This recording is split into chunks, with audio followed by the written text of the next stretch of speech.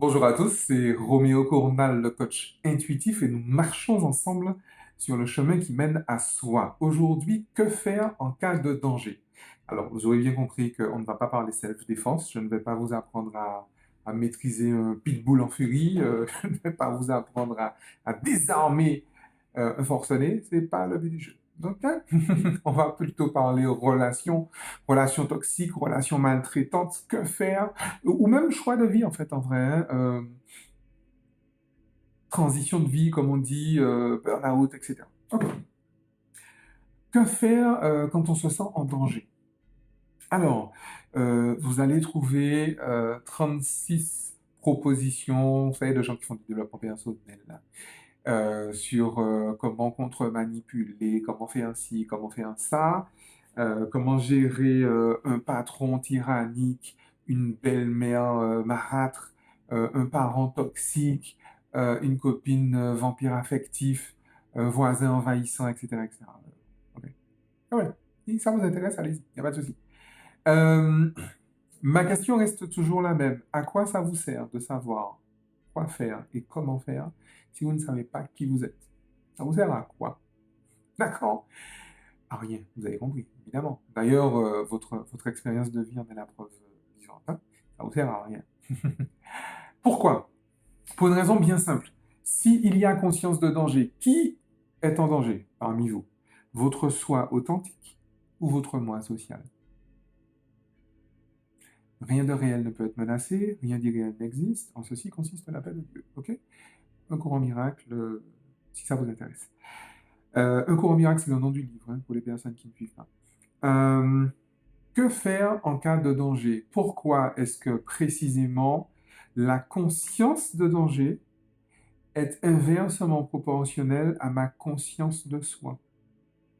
Tout simplement parce que c'est précisément le moi social qui est en danger. Quel danger court le moi social? Un danger de mort, on l'a dit, on appelle ça une blessure narcissique. La blessure narcissique est la peur de mourir par un manque de regard, par un manque de validation, par un manque de considération, par un manque d'amour des différentes autorités, les autorités parentales, éducatives, religieuses, sociales, médicales, commerciales, médiatiques. Et si vous êtes une femme masculine, qui vous impose finalement d'être parfait, d'être fort, d'être rapide, de faire plaisir et de faire des efforts, les messages contraignants. On a déjà vu X et X fois. Mais justement, cet aspect-là est très important parce qu'en réalité, c'est votre moi social qui est en danger, pas qui vous êtes vraiment. OK? Et précisément, si vous faites toute une série de choses pour vous protéger de X, de Y, de la belle-mère, du collègue, du machin, du méchant PN, de votre PN préféré, comme j'aime à la dire, c'est précisément parce que justement, votre moi social est en danger, votre ego est en danger. Vous risquez de perdre parce que vous avez fait un transfert ou un contre-transfert sur quelqu'un, sur un parent, sur je ne sais pas qui. Vous avez transféré en fait une autorité sur la personne avec qui vous êtes en interaction. Et finalement, c'est ça que vous êtes en train de jouer. Comme je dis, la vie ne se vit pas à l'extérieur, la vie se vit à l'intérieur. Ok, les relations particulièrement se vivent à l'intérieur.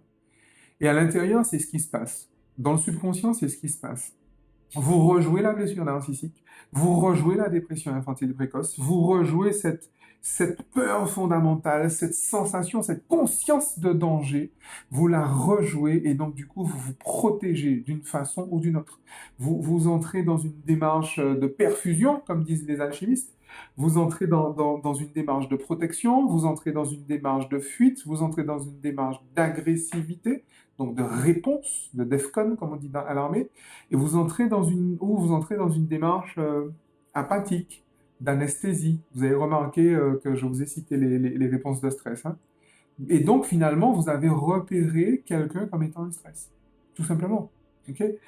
Et si vous avez repéré cette personne, cette relation comme étant un danger, c'est que vous ne savez pas. Vous avez complètement oublié qui vous êtes, très clairement. C'est que vous n'êtes pas identifié à votre soi authentique parce que votre soi authentique n'est pas en danger. Il ne peut pas l'être et il ne le sera jamais. D'accord? Il n'a pas besoin d'être protégé. OK? D'où l'intérêt justement d'avoir conscience de soi, ne serait-ce que pour apaiser ses angoisses, ses dérélictions, sans utiliser de Prozac et compagnie. Parce qu'encore une fois, la conscience de danger est inversement proportionnelle à la conscience de soi. Le gros avantage quand on est conscient de soi, c'est que, j'ai envie de dire, automatiquement, on augmente son estime de soi. Parce qu'avoir conscience de soi, c'est s'estimer soi. D'ailleurs, vous savez, estimer, c'est évaluer et apprécier. C'est les deux, il y a les deux acceptions. Et vous ne pouvez pas estimer soi si vous ne connaissez pas soi. Mais le gros avantage, c'est que si vous connaissez soi, vous estimez soi. Vous vous aimez, vous vous approuvez, vous vous préférez et vous vous félicitez. D'accord? C'est pour ça que je vous le répète tout le temps comme ça. Mais se connaître soi, c'est quoi? Se connaître soi, c'est pas une démarche intellectuelle, c'est pas un calcul qu'on fait et puis, ah, ça y est, j'y suis arrivé. Non. Se connaître soi est une expérience. D'accord? Et c'est pour ça que dans tous les séminaires en fait, que je fais, il y a des expériences en état de conscience modifié parce que la rencontre avec soi est une expérience qui ne se fait pas en état de conscience ordinaire, puisque l'état de conscience ordinaire, c'est l'état de conscience du moi. La rencontre, la conscience de soi se fait en état de conscience modifié.